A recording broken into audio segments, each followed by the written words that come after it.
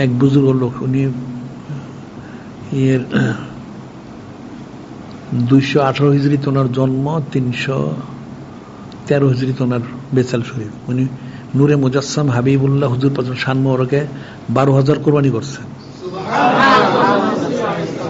আরেকজন বুজুর্গ উনি 170টা কোরবানি করছেন, ওই রাসাল ছাপাইতে দেওয়া হয়েছে।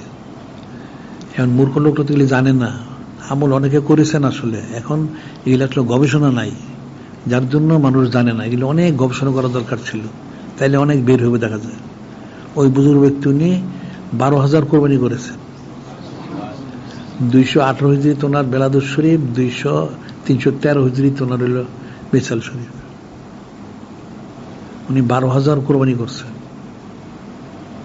তেম খুঁজলে তো অনেক পাওয়া যাবে। মূর্খ লোক তো জানেই না কেউ করছে কিনা। আরে করে না, তুই দলিল দে। আমরা তো দলিল দিলামই, তাহলে তুই করে না, দলিল দে। করে না যে লেখ দলিল দে, তো দলিল নাই। কিন্তু মূর্খ লোক এগুলি। ওই রেসাল্টটা বের হবে, ছাপেতে দেওয়া হয়েছে। আশা করি 2-3 দিনের মধ্যে পাওয়া যাবে ইনশাল্লাহ, যে 12,000 কোরবানি করেছে। আমাদের কোরবানি তো অনেক হয়ে গেছে, 25-30 হাজার হয়ে গেছে।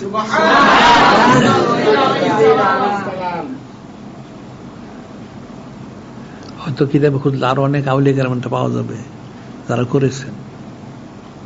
মূর্খ গেলে বকলম পড়াশোনা করে না তো, মূর্খ লোক না পড়াশোনা করলে কেমনে হবে? এলে ছোট কিতাব পড়ে, মাদ্রাসার পুঁথিগত বিদ্যা পড়ে, জানবে কোত্থেকে? আর এটা কিতাব আছে কয়টা, তার কিতাবই তো নাই, পড়বে কোত্থেকে?